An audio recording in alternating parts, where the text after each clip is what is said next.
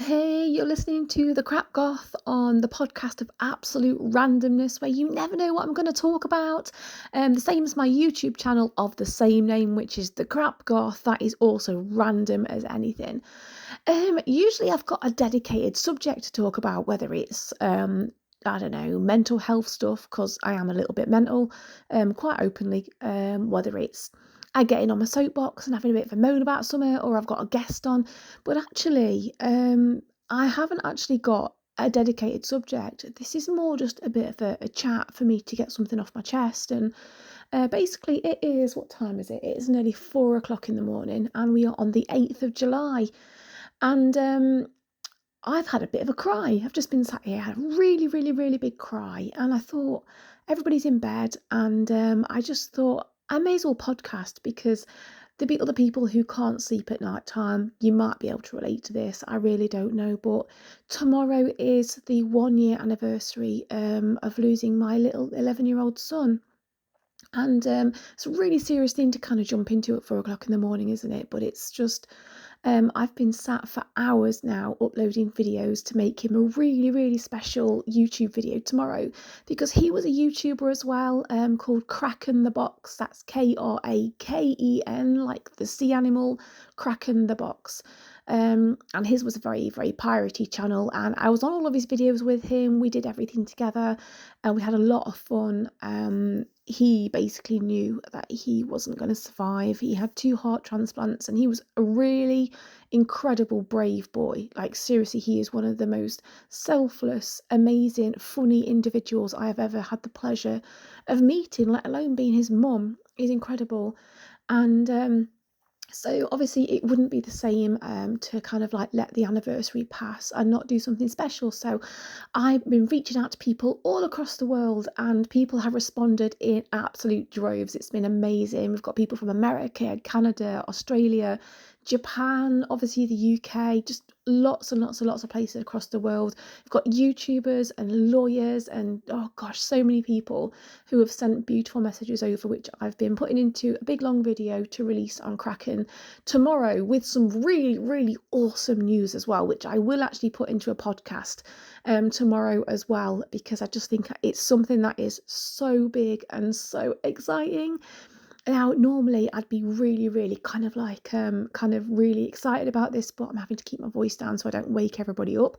I'm not even sat in my YouTube studio. I'm sat in my living room, which is echoey as fuck because I've got like a laminate floor and leather sofas, and that makes it sound a bit posher than it actually is. It really isn't. I'm just trying to say we've not got carpet, so everything's really, really echoey. And I'm supposed to be in bed. I'm supposed to be getting some sleep, getting up in the morning, and cracking on with this humongous video, which is probably going to take me about 12 hours to edit, to be honest with you. And I can't sleep again. And I've just been sat up and had this gigantic cry, like out of nowhere. I think it's really, really starting to hit me about the fact that it's the anniversary tomorrow. And do you know something? One of these things that comes with grief is that people want to give you advice, and it's really, really nice of them, and they mean well, and I understand it, I get it, and I'm not being ungrateful for it, but I really can't stand it when people tell me that the firsts are the worst. Which, to be honest with you, can be true. If you've ever lost anybody, which the majority of us have, and if you haven't, you are very, very lucky. I've lost parents and friends and my beautiful niece, and obviously the worst out of all of this has been my son, my little boy, who did he died in my arms, and it was horrendous. Like, it's the most traumatic thing that has ever happened, and I'm glad I was there for him, and I would do it again for him. But it definitely traumatized me, and I still haven't received any counselling or grief counselling or anything, because there's been nothing available for me, because I'm in trauma and I'm in mental health crisis, so nobody will touch me with a barge pole. So I'm having to kind of cope on my own. And it's one of those things where it's I just haven't been able to cope, and I just sat here, and all of a sudden it just kind of hit me, and I just burst into tears. And do you know something? The first can be the worst. So obviously, Corey passed away in July last year. So, and his birthday, his 12th birthday, was literally a month later. So we had his birthday not long after he passed. Then obviously there was autumn, which was obviously Halloween, which he loved, Christmas, which was horrendous without him. We made it as good as we possibly could. With I've got two other girls, I've got a husband, and we made it special for them as well. But it was really, really hard to get through Christmas, and then obviously we've gone through spring. So basically we have now done, when tomorrow comes, we have been through all of the anniversaries, birthdays, Christmas, Easter, all of it. And do you know something? It isn't the worst. It is not. I don't think the first Christmas, the first birthday is the worst. I think every single fucking day is the worst. Going shopping and picking up something automatically because I think, oh, Corey would love that, and picking up like the favourite flavour Pringles that he'd like, or I don't know, a sandwich spread or something like that, and picking up a treat for him. And don't get me wrong, I still do buy him things. Like if I buy my daughter a chocolate bar, I'll get something for Corey to put on his bed. And I don't do it every time, but I do buy things for him as well still. But it's the everyday stuff that people don't tell you about. It is. It's the not being able to go into his bedroom and say, oh, Corey, look, have you seen this? Or I sit and play my PS5, which he actually put on his Amazon wish list for me when his YouTube channel went huge, and he put it on as a surprise for me, which, don't get me, it was a massive, massive shock, because who gifts PS5s? It was a massive shock. Somebody bought one for me. And we ended up doing this beautiful video together for Crack in the Box, and I cried and he cried. Oh my God, it was just so emotional. And I sit and play games, and we used to play Harry Potter. And I'd get stuck and I'd go through to his room. I'd go, Corey, I can't beat this mountain troll. And he'd come through and thrash its ass and then go back to his room. And I find myself playing games, and I need help, and he's not in his bedroom. And I'll make a cup of tea or a cup of coffee and go to ask him if he wants one, and stick my head round his door and realise his bed's empty, because we're always going to keep his bedroom. And that's the stuff which hits the most. It's not, Christmases and birthdays are difficult, but it's the everyday stuff that people don't realise. It's the small stuff. I mentioned to my husband today the fact that I hadn't really noticed, but it's something I did very much say when Corey passed away, that we've always got to wash his clothes. There's always got to be an item of clothes going in the wash, because I can't have the washing coming out without something for Corey. It's not right.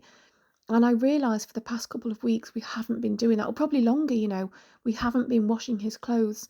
And it doesn't matter that his clothes were clean. I would go and get something, even if it was a sock or a t-shirt, and just put it in the wash basket, because that something of his was being washed. And I realised yesterday that I hadn't been doing that. And I felt really guilty, and I felt really bad, and it made me upset. And yeah, so basically I think I'm sat here now at just gone 4 o'clock in the morning. Yeah, literally just gone 4 o'clock in the morning. And I've got all these thoughts running around my head, and I've just, like I said, I've just had a huge cry. I might sound really with it right now, and that I'm really level-headed, and I'm coping really well. But you know something? I am hanging on by a fucking thread. Like I am. It's really, really hard to describe, because I'm a YouTuber and Corey was a YouTuber, and I do podcasting, and we raise money for charity, and obviously we're still doing things with the house, and I've got my little girl who's only 6, and my big girl's 21, and she's off at university and things. But it's I don't have time to stop. I think when most people lose a child, especially, they will probably retreat and bubble up as a family, and they will stop what they're doing until they can get help that they need, which I haven't been able to get any help really that I really need, because I have mental health issues and nobody wants to touch me. So I've not had the help I've needed. I've been in the psychiatric unit in January, because basically I didn't want to be here. And yeah, it's been really, really tough, really, really tough. And I just sat here and I thought, oh my God, like, how are we supposed to carry on? And I think I've got to that point now where I can't take a step back, because if I stop doing YouTube, the sub counts will fall. Any money that we earn from YouTube, which goes to charity, will fall, and I can't stop. like I have to carry on. It was Corey's final wish, actually, Corey's dying wish, which I do openly talk about actually on both YouTube channels. Out of everything, he had basically a bucket wish, a bucket list wish, should I say. And basically, he really wanted to steer a boat full of pirates, which he managed to do at the Matlock Bath Pirate Mutiny, which was incredible. And we've got photos of him doing it. He loved it. There was just lots of different things he wanted to do. One of the biggest things he wanted to do was to get his YouTube channel to 100,000 subscribers, which gets you your Silver Creators Award, which is known as the play button. And Johnny Depp and lots of YouTubers from around the world and loads of people chipped in to help him to achieve that. I think he got that within 24 hours, It was absolutely amazing. And his YouTube channel at one point, I think, was about 250,000 subscribers, and even now it's sitting at like about 170, 180,000, which is still absolutely phenomenal. It's amazing. And obviously now I keep his channel going for him in his memory. Still his channel, but I keep it going for him. And I've got my own YouTube channel as well. And so, yeah, he fulfilled all these wishes and we helped him and loads of other people helped him, which was absolutely incredibly beautiful. But I think he did this on purpose because his final wish, he actually filmed a video with me. And he sat down on the floor. This was honestly days before he passed away. We didn't know he was going to pass away. And he just sat with me on the floor and he filmed, I think it's called Secrets of Silver or something like that. I can't honestly remember. It's on his channel. And he sat down and he said, basically, Mummy, my final wish is to see your channel get to silver as well. So getting my channel to 100,000 subscribers. And I don't think he realised quite at that point how big a task that would be. And so when he passed away, that became my absolute focus. Like he passed, and I think I went into denial massively about the fact he'd gone. And so I threw myself into organising his funeral and obviously keeping the channel going. And I kept my head busy and I did not let myself grieve. I didn't let myself do it. I couldn't, because I knew that if I'd break, that would be it for me. I just wouldn't be here. So my whole focus became on, I've got to achieve silver. I've got to think about content to put on my channel. I've got to think about all these new things to do whilst trying to keep Crack in the Box going and the Crap Goth going, and like, what the hell can I do? And then I think it took a few people actually talking to me to make me realise actually Corey had probably set this wish in motion to give me something to carry on for. Because do you know how fucking hard it is? I mean, I am 45 years old nearly. I am a housewife. I'm a middle-aged housewife with mental health problems who usually sits around in her pajamas crying. Like, I am not some 20-something-year-old beautiful goth girl who is really successful and has a long time to get a silver play button. And I think he kind of knew it would be either an impossible task or a really difficult thing for me to do. And he kind of set me on a path where I would have something to focus on, something to work towards, which is what I've been doing. So yeah, it's been a kind of, I've been, say, doing well. I haven't really been doing well. I've been getting through life, putting one foot in front of the other, which is a term I hate anyway.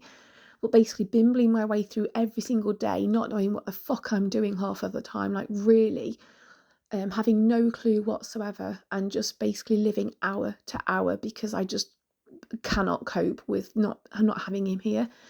And but yeah, so I've started basically going out doing vlogs with my family and doing stupid dares with my husband and pissing around and going out for tattoos and taking the cameras with me and filming it. And if you haven't seen my latest tattoos and you don't mind a bit of swearing, go and check out my latest video on the Crap Goth on YouTube. It's very, very offensive, apparently, if you're American. But I don't care at the moment. Not that I don't care about Americans, I just don't care about offending people at the moment because, like, I've lost my son, and I think I just, my whole give a shit attitude has just kicked in. Like, I don't give a shit, basically. I think life's too short, and I think it's funny. It's nice to have a laugh. So yeah, so my channel's kind of taking on a different direction now. I think I've done the whole crying and can't do this. And I openly talk about mental health stuff because I am schizophrenic, and I have really, really, really severe anxiety issues. I have insomnia, panic attacks, PTSD, OCD. I'm just diagnosed with so much going on. I'm basically a fucking nutter, and I'm like proud to admit it, because I think a lot of people hide behind mental health and pretend it's okay when it really, really isn't. Um, so yeah, basically I talk about mental health quite openly. Like I said, we piss around quite a lot, but Corey set a load of challenges, which is some of it was just absolutely fucking ridiculous, like dressing up in a 6.5 foot inflatable penis outfit and going through the drive-through at McDonald's, which just happens to be opposite our local frigging police headquarters. So the chances are I'm gonna get arrested. That will be on my channel, because his channel's full of kids, and I can't really be walking around dressed as a giant cock on a child's channel. It just isn't the done thing. And somebody has sent us, sent my husband a bag of crickets, locusts, and mealworms, which is like different flavours. And the thought of putting dead bugs into my mouth and crunching the legs and the brains and the bum holes just makes me feel sick. But again, that is going to go on Crack in the Box, because we think that's going to be a giggle. But yeah, so basically we've got a lot of things we're doing. So I'm trying to keep myself busy. But I'm at this crossroads now where I am really, really struggling, and I don't know if any of you guys feel the same way. Whether it's a bereavement or a change in a job or a house move or whatever. But at the moment, I am just really, really, really not coping, and I've done everything I'm supposed to do. I mean, I can't. Don't get me wrong. I am well into spiritualism and ghost hunting and all this kind of stuff. But this whole stuff where you've got anxiety and they say touch 5 things and smell 5 things, and I don't know, grounding and meditation. I can't do any of that shit. I just cannot do it, because my anxiety is so bad it just hits me all of a sudden, and that's it. I'm in a fucking mess on the floor, and I have diazepam, and that's about it, because I don't drink, I don't smoke, I don't take drugs, and diazepam's about as hard a drug as I'm willing to take. Although I have taken CBD oil recently. It doesn't really do a great deal, but it takes the edge off a little bit. But yeah, basically, so I'm going from kind of managing to get through the basics of life, and I will film for YouTube. I'll put on this mask for YouTube, because I turn on that ring light and I become like the person that I really want to be all the time, and I turn the ring light off and I sit and I'm crying whilst I'm editing my videos. I mean, how fucking sad is that? But I'm at the point now where this really big ball of frustration is just at me at the moment. So I'm in a situation where my little boy was born with a congenital heart defect, and so all his life was spent in hospital, and then he knew he was going to be palliative, and that happened for about a year, just over a year. And I was promised the earth basically by people like all over the place. Basically, professionals said, when the worst happens, we will be here for you, especially because I have such severe mental health issues. We will be here for you. And that is absolute bullshit. None of it has happened. I have not been able to receive any kind of grief counselling, any kind of psychology, which I was promised. I have had nothing at all. And why? Because, I mean, the fact the waiting lists are like 3 years long for most things, which is absolutely insane. But unless you're willing to go to a group and sit down in a group of people who have all lost their child or whatever, which I'm not prepared to do, because it's really hard confronting my own my child's passing, let alone everyone else's as well. There's nothing out there. If you've got mental health issues, they will not touch you. So to have grief counselling, you have to be mentally stable. I have just had my child die in my arms. I am not mentally stable, and I've suffered with mental illness, so I am not going to be stable. So I need psychology. So before my little boy passed away, I was receiving EMDR, which, if you've not heard of it, go and look it up on Google. It's actually really, really effective, and it helped me to kind of come to terms with the fact that I lost my mum in a road accident. And I was having EMDR, and it worked fantastically well for me. So I've been speaking to my psych team for months, saying, please can I have EMDR, and they're like, yeah, that's fine. You just need to get through this kind of period of your life first.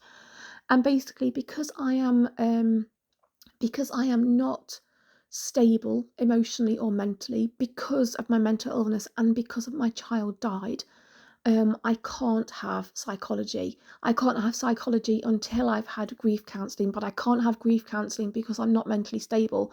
But if I'm mentally stable, why would I need grief counselling or psychology? Like, none of this makes fucking sense to me. It's just absolute ridiculous. It's so frustrating.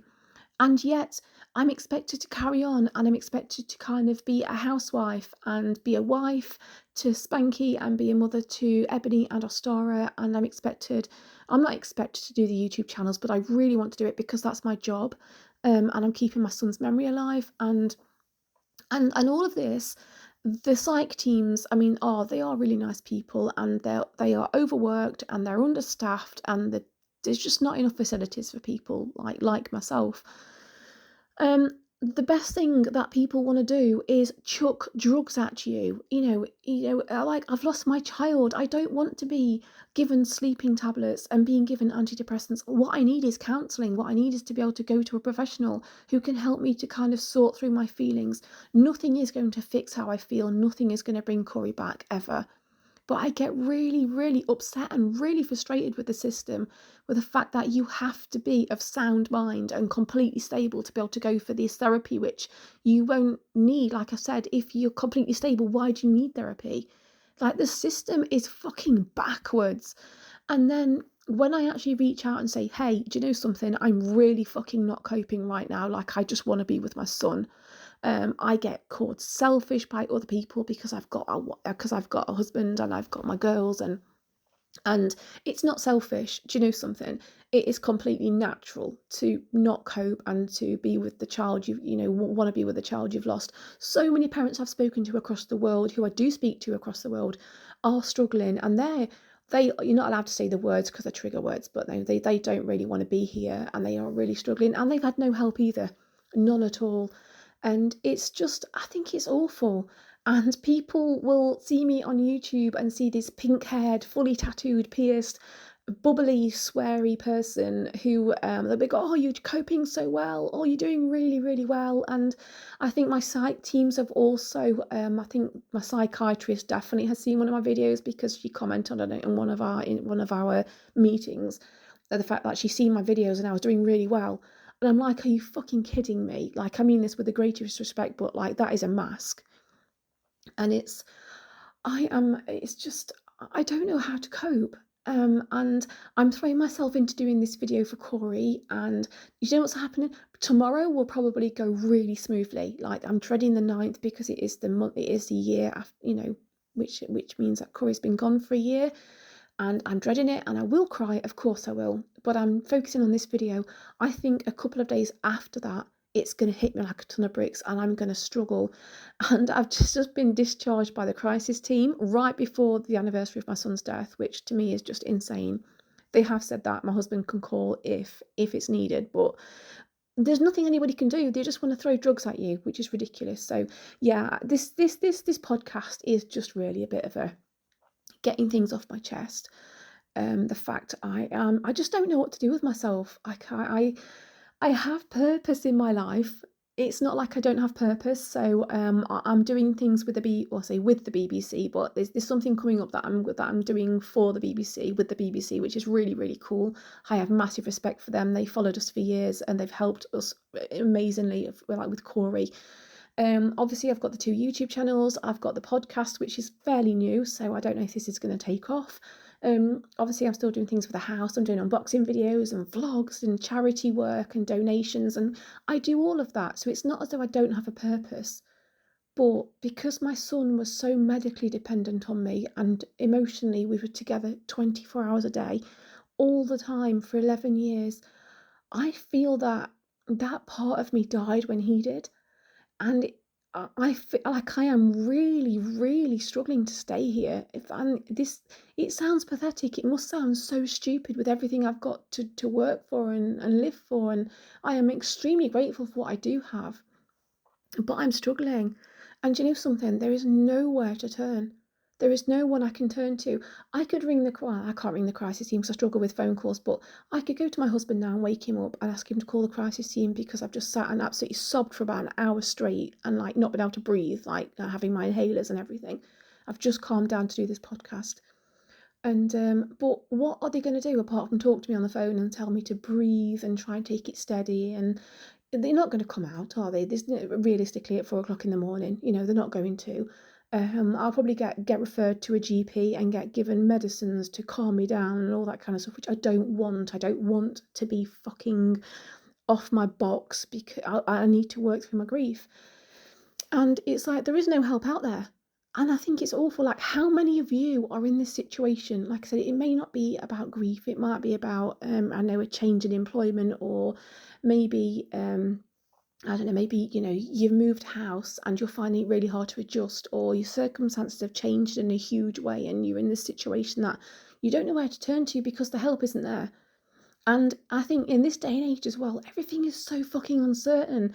Like, I worry about everything. I don't know if you guys do as well, but I worry about World War III happening. Like, I can't do anything to stop it if it happens, but I worry about World War III happening. The Tories are out. Yay! The Tories are out. It's great. I voted Labour. I don't know if that's the right thing to do or not. I mean, every single politician lies through their fucking teeth anyway, so like, who do you know who you're getting in? But the Tories are out. That's got to be a good thing. So that's a good thing to happen, and let's just see what happens now. But I mean, the cost of living crisis is insane. The cost of fueling your car is insane. This heat is going to end up like rearing its ugly head again. It's going to be coming up to autumn in the next few weeks, and and it's like, it's just everything is so uncertain. And then there's kind of all these little things that are popping up on TikTok that you got, like, I try and ignore it. I try and ignore, the scaremongering and the stupid stuff, and I just fuck it off because I can't be arsed.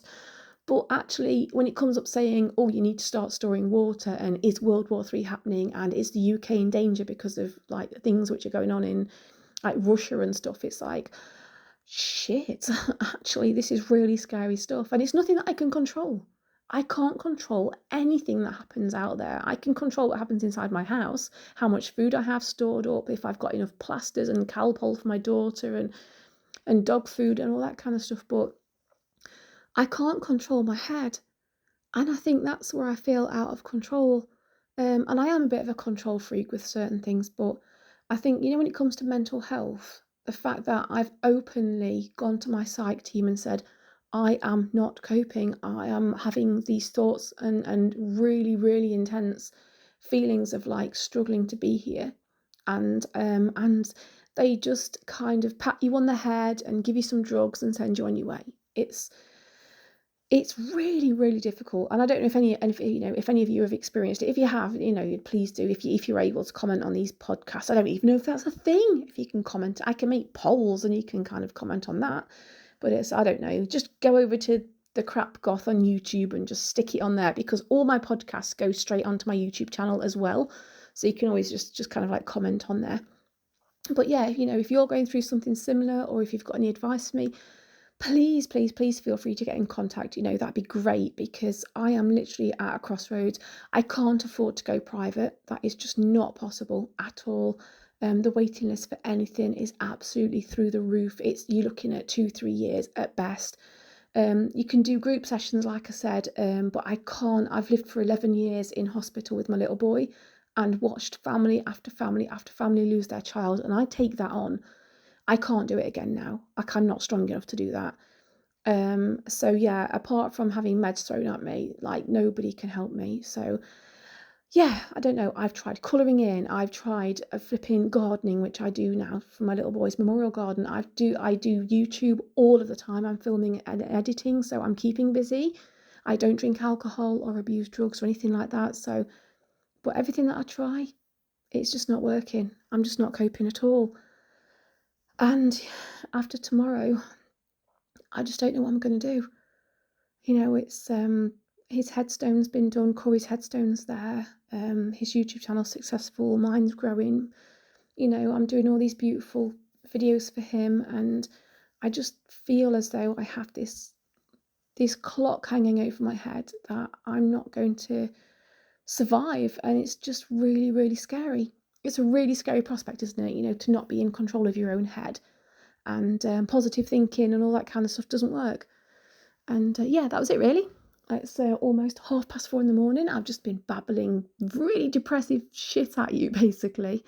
But I just didn't know who else to turn to. So I just sit here talking to my phone, and somebody somewhere will probably be listening and thinking what a depressive cow I am.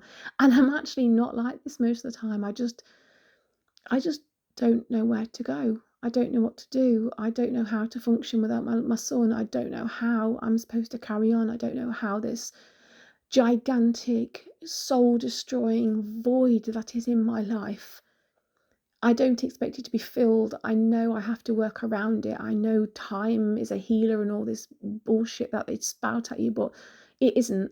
Every day is worse. Every single day that passes, it's getting worse for me, not better. And I can turn on YouTube and I can see my beautiful boy smile and laugh and have and shout balls, and that's what he was kind of famous for, but I just miss him so deeply. I think he was the only person in the whole world who ever. I mean, I love my girls. I love my daughters. They are amazing. My eldest daughter is the most. She's the most beautiful, just gorgeous person there is. She is so supportive and she is amazing. And my little girl is loving and adorable. And my husband's brilliant. And I have brilliant friends.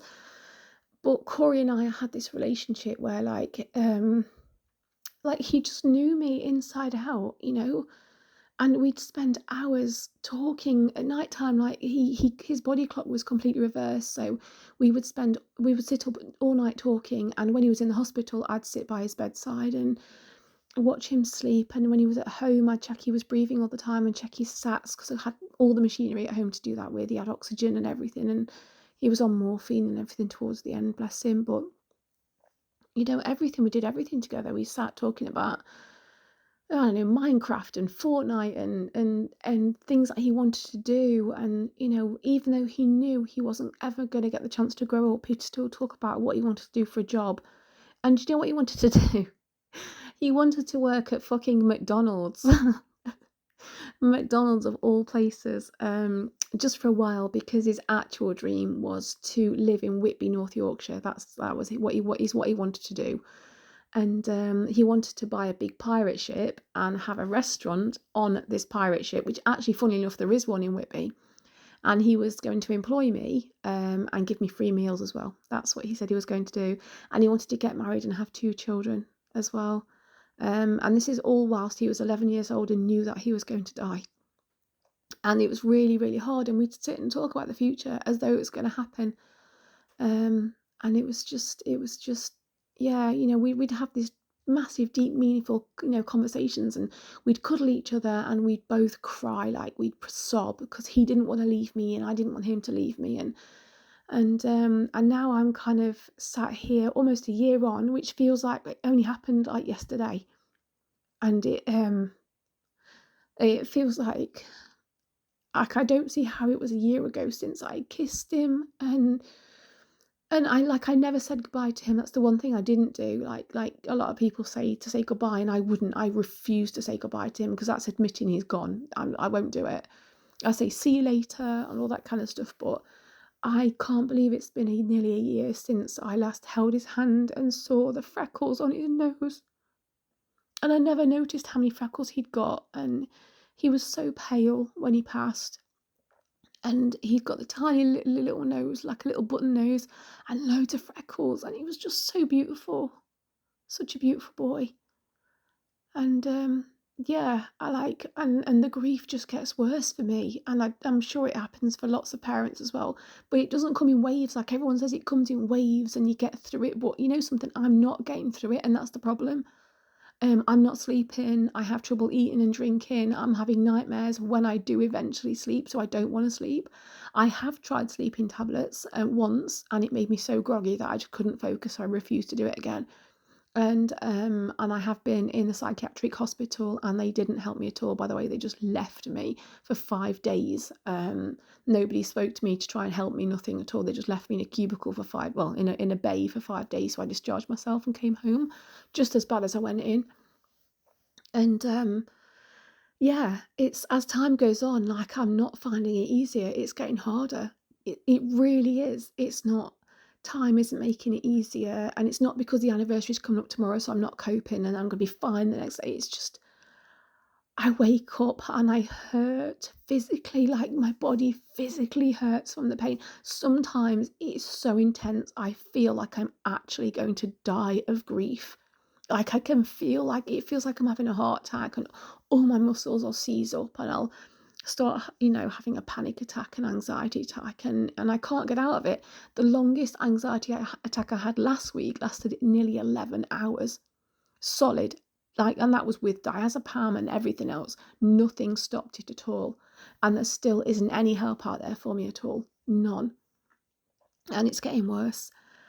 So yeah, here I am sat in my living room, not going to bed. The sun's already coming up already, talking to my phone as though it's going to do any good. And all I want to do is fall on the floor and beg for Corey to come back. But I know that if he was to come back, he would be back on oxygen and back on midazolam and the ridiculous mountain of drugs that he was on just to keep him alive, and that he'd be in heart failure and kidney failure, and that his body would be failing him, and he'd be swollen and in pain, and not being able to breathe properly, and all of the stuff that he suffered. Yet he still carried on till the very end.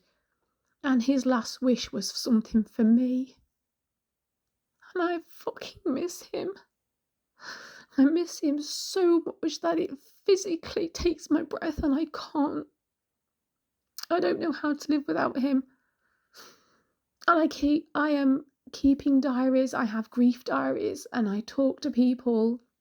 And I talk to mums groups and parents groups on Facebook, and I counsel other families who are going through loss, and I make YouTube videos, and I do everything like that for other people, but I can't do it for myself. And I think it's now hitting me about the fact that it happened because I've started to slow down a bit, because everything's already been done, his funeral, his headstone, all that kind of stuff. And genuinely, I am actually scared for my mental health. I'm actually scared because I don't feel I'm coping, and I feel like I'm on my own and no one's out there to help. It's really, really difficult. And it's not like I am, by the way, please do, like, I've had this offered. I don't want people to pay for me to go private. I have, bless them, honestly, I've had people in America contact me saying, let us, and I don't want that. I'm really not comfortable with that. I'm just saying, kind of like raising awareness about the fact that there just isn't help out there for families like mine.